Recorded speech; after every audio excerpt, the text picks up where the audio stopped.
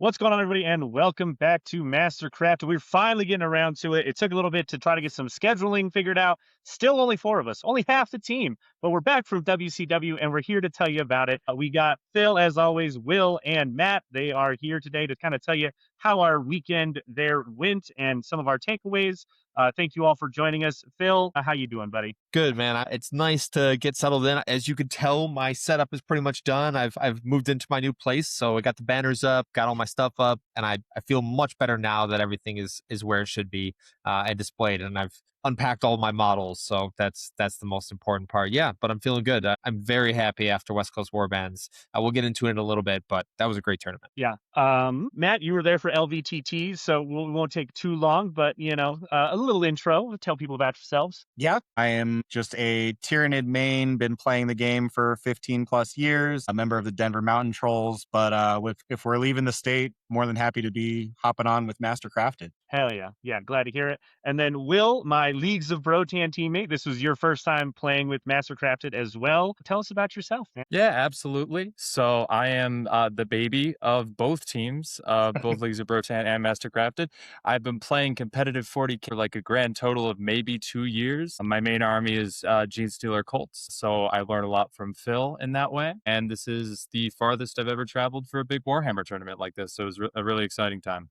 Yeah, it was fun. Thank you guys for coming with us. We threw this team together. I'm going to preface all of this with we didn't even have a team until about 3 weeks before the tournament. We didn't get a ticket. We didn't sign up. We were trying to find enough people to go. Finally got it together. And then we're just like, all right, what are we taking?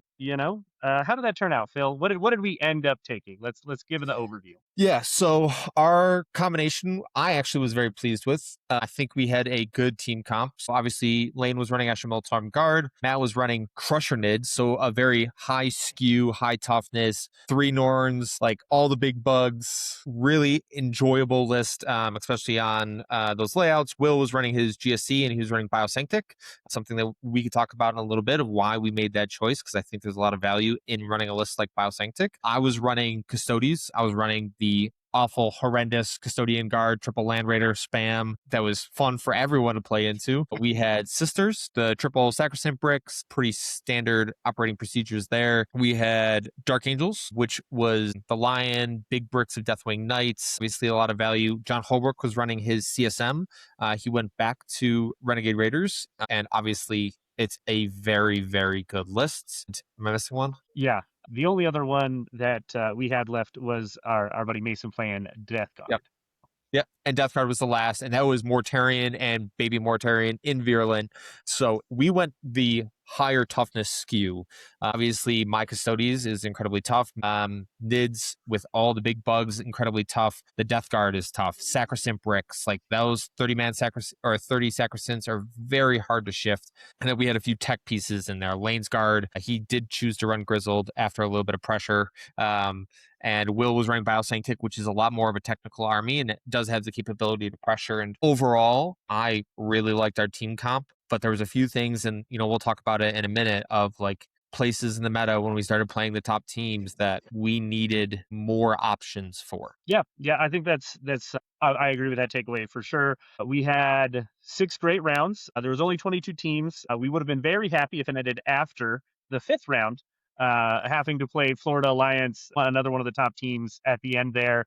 Just bumped us down. We ended up with 6th place for those who don't know. We would have been sitting 3rd right then. So, had to go. It was very nice to get reps though into some of the Art of War guys and their friends. The Florida Alliance team is just very, very solid, and it was great reps. It was a great tournament as well. We definitely want to highlight that. That's been my favorite tournament that I think I've been to. In all honesty, they did a lot of work when it came to the terrain sets, the cards. They had great banners. It really felt like they were very invested and they really cared about putting on their tournament.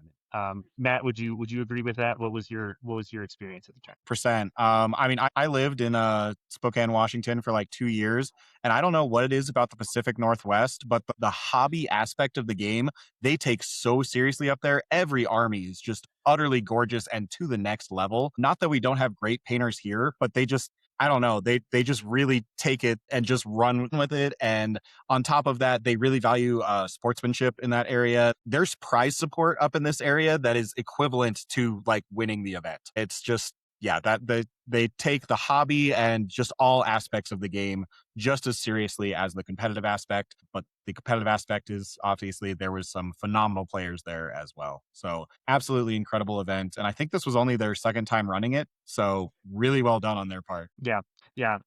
Great execution. All right, Phil, let's go ahead and start diving in. What is the first part we're going to talk about in terms of how our weekend went? Yeah, so the first thing we'll hit on is just team construction and the general thoughts that we had going into every pairings matchup. I'm not going to go through every pairings matchup. I have pictures of it all. If you have questions, you can hit me up in the Discord. I love talking about teams because I've gotten a lot more comfortable in terms of how pairings go. But pairings are never the same each round unless you have an army that is that categorically number one first defender. It can take any board that it wants, like it benefits from going on the board that it wants, and it can play into any matchup. There are very few armies that can consistently do that across the board. Guard is probably one of them, but then there's a couple matchups where it gets a little squirrely. There is a world where like you could run an aggressive army like World Eaters or maybe Blood Angels where they really want the right board. And if they do get that, they can play into a lot of different things. So there is armies that can do that. We found that there was value in varying those defenders depending on like what our opponents had. So, the one recommendation we always had when we were going into these games and asking our players is like, hey, is there 2 matchups you don't want to see? So if there's 2 or more matchups that our players really did not want to see, no matter like, even if we gave them the right board, if there's 2 matchups they didn't want to see, they probably aren't a good first defender. And maybe you as a team captain for the first time going to a teams tournament, that's a good way to like narrow down the amount of information you're getting. Because you could look at like, we have our matrix and we're looking at all that information, but boards matter, missions matter, layouts matter. So like that was a way to easily identify who actually was going to be our first defender. Yeah, it's definitely pairings is kind of just you're trying to mathematically find your way through a minefield. I think is maybe one of the better ways to describe it. As you're looking at your matrix, saying here's a red, there's a red. How can we go about mitigating these while also trying to make sure we're having our opponent hit as many reds as we can as we go through this. And I think that's really the hardest part, right? Is trying to play that 4D chess of trying to determine what your opponent is really not looking to get into and how you can maybe pin some matchups and not just protect your own. And that's why you have great things like Crusher Nids and GSC. They're here to hop on some grenades throughout the weekend, but they're here to take some matchups away to maybe shore up some of the other armies. So let's go ahead and touch on that a little bit. Will, I mean, we threw you a grenade or two this weekend, but you crushed it, man. You ended up, I can't remember what was your overall player placing, if you remember. I believe it was 46 around that area. We're all out of the whole Yeah. tournament. Yeah. And you had only 1 loss and 5 wins. Is that correct? No, 2 losses. 2 losses. Okay, but I mean, you were putting up points like crazy for us, and generally when we bring GSC, we're like, all right, well, you're just gonna be happy and you're gonna go play that really shitty army over there. But that was not the case this time. So talk to us a little bit more about that. Kind of what matches did you get to go into? What were you excited about? What did you not want to see, as Phil was talking about? Let's dive into your weekend a little more. Sure. Yeah. So Biocentric Brood Surge is a detachment I'm not super familiar with. So going into this tournament, I wasn't 100% confident with it going in. I usually play a final day, but someone else wanted to bring Tyranids, so we couldn't go that route. But the army list was really tailored around being able to have a lot of melee pressure, just to be able to put the pressure on pretty much any board and just be able to land charges. That's what Biocentric is best at. So I don't think I failed a single charge that mattered all weekend. Turns out being able to give your units +4 to charge is pretty good. So this weekend, we really tried to get me into pairings where I could push differential or throw me on a grenade that nobody else wanted to take. So I played into Eldar, and 2 Eldar matchups. One was on a very good board for me, very close, not a lot of shooting, and that one ended up being a 20-0 for the GSC. Turns out if you mortar all the Banshees turn 1, and then they have no more fighting potential, there's not a whole lot that even a good Eldar player could do to mitigate charging threats. So being able to just really overwhelm the board with just sheer strength 4 AP2 attacks is going to shred through elves. And I use that same strategy when I later played into AdMech, which was my other 20-0 of the event. T3 bodies really don't like 20 Gene Stealers and Strength 6 Mortars. It just doesn't end up going well for them. So finding those matchups, I think, was pretty pivotal to the success of GSC. My other 2 wins were into Emperor's Children and, God, I'm blanking on it. It was Emperor's Children one was more of a swingy matchup anyway. I thought that was going to be a 10-10 or so, but it ended up being a 15-5. With that game, I knew that I was going to be fine scoring-wise. Emperor's Children is an army that doesn't have a lot of trading pieces. GSC is nothing but trading pieces. They put anything out to kill me, I just pick them back up in return. My opponent was fairly aggressive with some of his staging, and that allowed me to pull off a really risky play with Biosaintic, where I essentially charged my big Gene Stealer brick and 2 of my Aberrant bricks into part of his army. And in turn 2, I was able to pick up a third of his damaging units and effectively just seal the game right there. That's something I think Biosaintic is uniquely situated for, with the +1 to wound strat, with the effectively +4 to charge strat. It just makes it so that I can make those really swingy plays and sort of push a game in my favor if I need to. My 2 losses were into some really good players. My first loss was into Floof Cox, who is, for those who know, a GSC main as well. He has placed much higher than me, so it was really just a, hey, you know GSC, right? You can probably handle that. Did my best. Turns out melee army is getting jailed for 3 turns in a row. There's not a ton you could do, but I still managed to score a 7 into that matchup just because Host of Ascension, GSC, again, those T3 bodies, but it's hard to break out of jail on layout 1 if you get completely wrapped by bikes. And then my other big loss was into Art of War's very own Jack Harpster, and he was playing Eldar. And we were like, okay, I did good into Eldar round 1. What could possibly go different? It's a very similar list. Turns out boards matter a lot. And we put me into him on the worst board I think we could have picked. I believe it was WTC 8, and it was on Tipping Point. So a very open shooting lane. And I had nowhere to hide. And if I'm a melee army with nowhere to hide against elves, I should have just deployed on the line, set the whole game, see how it went. But sometimes that's not how it goes. And that was the roughest game I had. Were you our 3rd defender in that round? I cannot remember. No, they defended with Eldar, and you threw me at him. It Okay. was me and John, I believe. Gotcha. Okay. Yeah. I mean, overall a good weekend though. Definitely hard to end with that one at the end there. Hopefully learned a couple things though from Jack playing him. Yeah. Was pretty good. Then we had the other side, not so much. I mean, I guess no, we can't say your list was melee pressure at all, can we, Matt? I mean, that's not really. No. My list was not actually pressure at all. It stands there and looks at you menacingly, but it scores points while doing it. So I was playing, it was the complete opposite. I was playing 13 models this weekend. I had triple Norn, and I took fixed, cleanse, engage every single mission, regardless of what my opponent was, and just walked Norns onto the center of the table and started cleansing. Favorite game was actually one that I lost, kind of a grenade that nobody else wanted to take, was I think round 3 it was, that I got paired into Tau.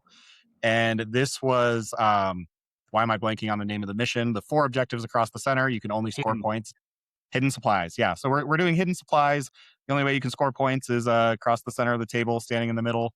And, Terraform. Never mind. I was playing Terraform again against Tau. And, but basically I went forward into him. He had bottom of turn, and I just had to run at him. And he ends up deploying this entire defensive gun line because he sees all these melee bugs running towards his lines because I got top of turn. And then he puts out all his screens trying to protect all his big pieces. And he's like, okay, I think I'm pretty safe. And he took 20 minutes setting this up. He's like, all right, I'm going to pass the turn. Let's see what you can do. And I was like, I'm going to cleanse and shoot a spore mine. Your turn. And he just stood there looking at me dumbfounded. And actually, we ended up with that game being a draw. He tabled me turn 4, but I had a 50-point lead going into turn 3. And by the time we got to bottom of turn scoring, he managed to tie the game. It was definitely a really entertaining one. I got 2 big wins, actually, against just other Tyranids. I got to flex my Tyranid supremacy. I played both ends of the spectrum there as well. I played against the only other Crusher Stampede list there. I think he had 16 monsters. He did not have any Norns. And so I just carved through all of his monsters and got the big 20-0 there. And then I played the other extreme where I played against Samuel Pope's Invasion Fleet list with just like 120 gaunts with a Turvagon. I was not Samuel Pope playing it, but was a very good Tyranid player, and also managed to get like an 18 in that game. And then got the draw against Tau. I had one other big win that I'm also not remembering at the moment. Against Thousand Suns, Rubrique Phalanx. So got that win round one, but also had two losses against very strong players. I don't know if anyone has heard of Nathan Bates, but this guy is crushing the scene at the moment. We played him round two with his Death Guard, and it turns out he just met that damage check and killed all three of my Norns before my turn 3 on an open table. Like, that one was rough, but great game. I'd love to play him again. But I was a stat check and he met that stat check. And then in the final round, who did I play against with the Florida Alliance? I don't know why, I don't even remember, but I can figure that out. I played Votan, Delver Core. That's right. So he had 40 of the little guys that were anti-monster 3-up, flat 3 damage, AP2, 3 attacks each in combat, and he had 40 of them. So that was a bit of a grenade as well, but managed to pull out an 8. So I'll take that despite the kind of the lopsided matchup there. Overall, it was a great weekend. I think I ended up with kind of the same thing as the team, just lost the 2 games against the 2 really top teams. Yeah, awesome. That is very funny and kind of interesting. And I think that we should definitely really make sure we focus and highlight on the fact that you were honestly one of our lists that was meant to take grenades, right?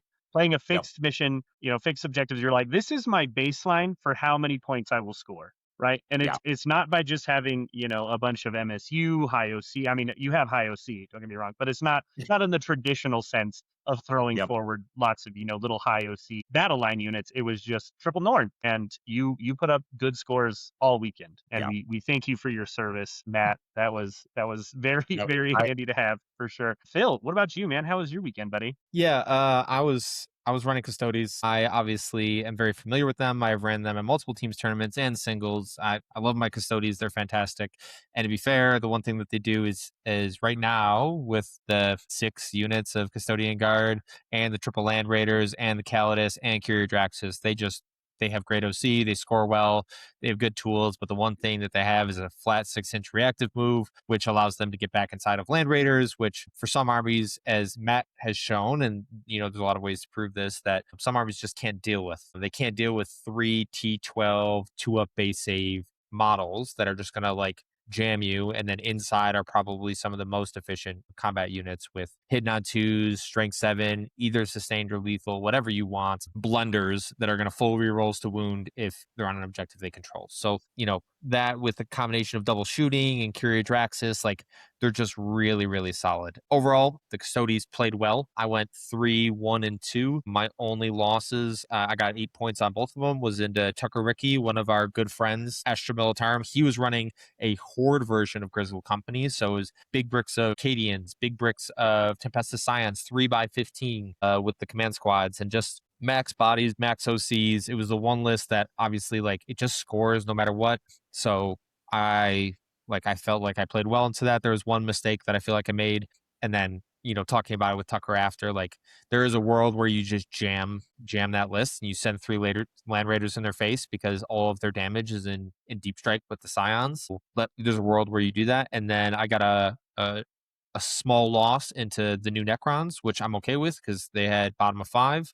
So it was a 12-8 there, and then it was a 10-10 draw into Death Guard, and is what it is, right? We already talked about Death Guard. I love having them in a team comp. They just score incredibly well. I had a turn where I lined up Mortarion. He didn't have enough CP for the -1 damage, which is the one terrifying thing that I really don't like seeing. I was like, I'm going to dogpile this goon. I'm going to kill him. And unfortunately, Mortarion lived through 2 Land Raiders, 2 full bricks of Custodian Guard, and some shooting from the Custodian Guard and the Land Raiders, and I still couldn't kill them. So yeah, it happens, but getting a 10-10 from there, the team got the win, so I'm happy. Overall, that list just does incredibly well. There's very few things that it doesn't want to see. It's why it's a good singles list, and you could probably just copy and paste that if you're a Custodes player and just take it in teams, because it's just the only thing you got to be cognizant of is there space for your Land Raiders?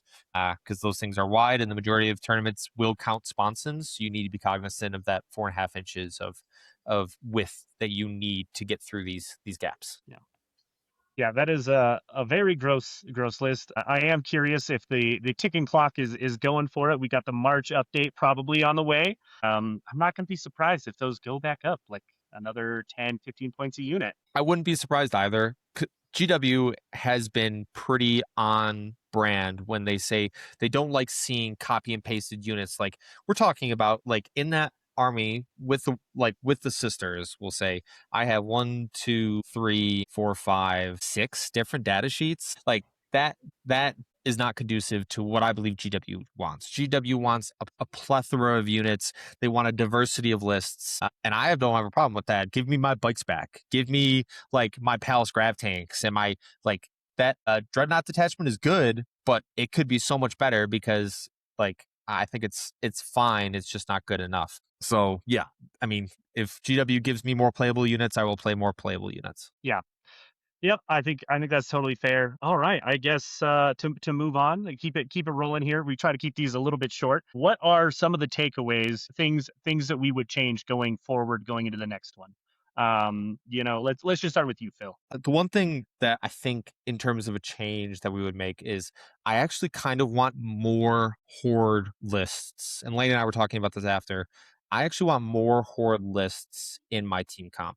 And I'm not saying like you could run an 8-man hordes list because like Team France at the last Challengers Cup, that's what pretty much they ran. They had 8 lists that would score no matter what. And you could take it to that extreme. And I think, if you're watching our video about we just did a master class with the CSM with Johnny Zoo from the Northeast and Trey, our local expert, talking about like the new CSM detachments. And there is a world where you could run one of them. But I think there's a lot of horde lists that could do well in an 8-man comp. I don't think you need all 8, but I think we probably could have used like maybe one more. Like we had GSC Biosanctic, which is fine. That is in that realm. But I think one more would have solved a lot of issues for us that we had. And I think like how we deal with demons, how we deal with Tau, which turned out to be like the 2 toughest things that we just like couldn't cleanly get into each round. Yeah, I think that's very fair.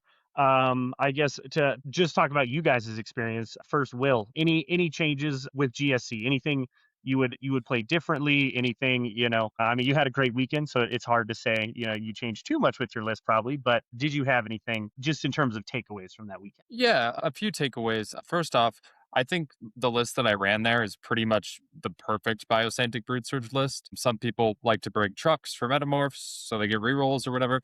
I think the list that I had was exactly the amount of pressure that Biosantic needs. So I don't think there are any tweaks there. The big thing for me, the biggest lesson I had going in, is I think that the games that I won, I played pretty much good 40K. I don't think I made any big mistakes there. But in my loss against Floof specifically, there was a way out of the jail that he put me in very easily. I could have strung metamorphs back, charged, and then piled back onto the objective. But I don't usually play mono melee armies. I usually play a mix or usually more shooting. So there's just a lack of experience on how to get out of those things. So maybe working more on like my puzzle solving abilities in that sense, maybe just getting more reps with the army into those types of situations that you never want to be in, but will almost inevitably come up.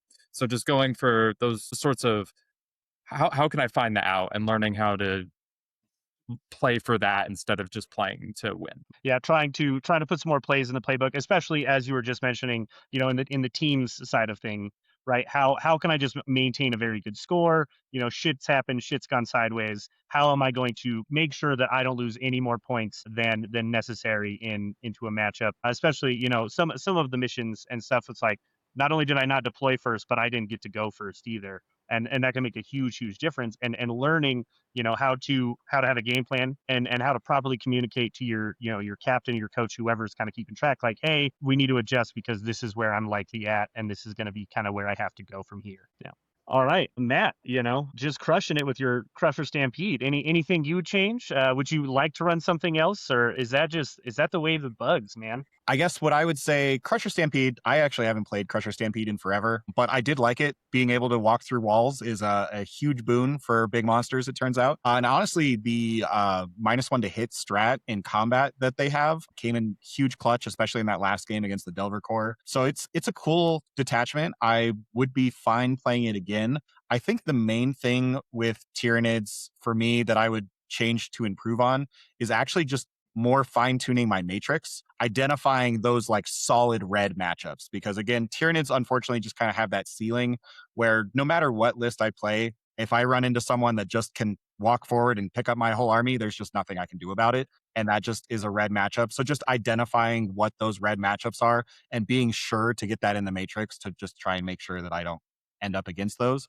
And that's on me. I basically sat there and was like, I can guarantee 60 points no matter what I go up against. And I'm going to be a grenade list. That's true to a point, but there are definitely like 4 armies that it's never mind. It's a solid red because they will just kill me in two or 3 turns. So I'd say that in terms of the list itself, I don't think 3 Norns is entirely necessary. I think you could do the same thing with 2 and then have maybe a little more trash. But I would say what I really liked about it was just having the plan, building the list around a plan, going in with the plan, saying, this is what I'm doing, regardless of what my opponent's going to do. And then I can make tiny little adjustments based on the state of the board along the way. I think that was super helpful and definitely want to just keep moving forward with that. Yeah, I mean, just make it to where like that's your list name, right? You're just from now on, your game plan is your list name. Everybody's gonna know. Save you the trouble of having to, rattle it off at the beginning of the game. Yep. Yeah. I guess as for things I learned, I took basically my same singles list. I ended up with only 1 win, 3 draws, and 2 small losses. I was kind of there to just be a take all comer army. What we weren't able to do though is I wasn't able to really go into a lot of matches or get a lot of the boards I really wanted to. I think was like the big thing. I think we would have been a lot better off either putting me in combined so I could first defend with my similar list and not it doesn't matter if you're big tanky stuff, doesn't matter, I can just deal with you. Or I should have been running more of the like the Kazarkin, the MSU, just not as tanky of a list. The 12 Volgren, 3 Dorns, and the Exterminator. I got put into Demons twice, Necrons once, and oh shoot, I had a mirror guard matchup. I just wasn't able to. We're like, well, if we could get me on like an open board into like Marines or any other elite army, I'm just gonna blow it off the table. And I think that happened literally 0 times. We weren't really planning around it, so I needed to. My list just needed to better reflect playing on heavy boards, light boards. Just is gonna go trade on OC. And stuff. I think that was the big thing. My list still, I was able to take grenades out. I took scintillating away. I got Necrons once, and stuff. It's just, I think that was the biggest takeaway is unless, I don't know, guard, especially right now, we just needed to have a very definitive plan for what I was going to be doing. And instead I ended up taking shitty matchups and making them okay for us in the long run. But I think, and that's totally fine. I could have done it with another list. The upside to the list I did take, we just weren't able to actually really get it. I had some great games. I won by 5, but it was at 10-10 against Team USA, Lucas Troller and stuff, and some other good players. But it didn't matter a lot, I guess. Not that sounds wrong. It like what I took in my list didn't really matter. It didn't come up the upside we were looking for, but it still worked out well. I just wasn't able to push a lot of diff, especially I think I ended up 3 of the 5 games on WTC, a little bit heavier. But yeah, I think that would be my main takeaway. Other than that, super pleased with the weekend. The team did very, very good. We paired really well all weekend. We were able to find a lot of the good lines we wanted to see. But I think I just needed to take a different form that applied damage in a different way, personally. Yeah. Phil, any final thoughts? Yeah, final thoughts. I'll send it out here because I think it's really important. West Coast Warbands might be the best teams tournament we've attended up to this point. Like, I'll shout it from the heavens. They deserve all the recognition. If you want an idea of how to run your teams tournament, that one was like cookie cutter. This is how you do it. So like they had all the prize support. They had objective markers with our logo on them. They obviously did the banners for us. They had metal pairing cards, so like the cards were metal and they had our logo on it, and they did a great job in terms of organization. The space was perfect, it was clean, they had access to a bar and a restaurant, like you had access to all those things around there, and it made it very, very easy. The TOs were great, like the players were great, the environment was great.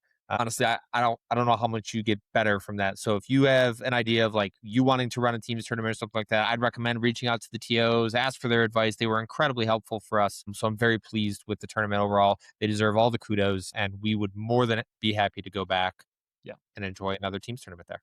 Yeah, 100%. I've got what I'm planning to do in May, and let me tell you, if there's somebody I'm stealing shit from in terms of ideas and ways to do things, it's them. They absolutely knocked it out of the park. Thank you again to all those who put WCW on. It was a great time. But we are over a half hour now, so we're gonna cut it short. Thank you, Matt and Will, for hopping on with us to talk about how your weekend went, and thank you all for watching. We are gonna hopefully have some more content coming out soon. We're almost done with the mission videos. Who knows what we're going to do after that? Me and Phil will have to hop in the lab and start cooking something up for y'all. But all good things to look forward to.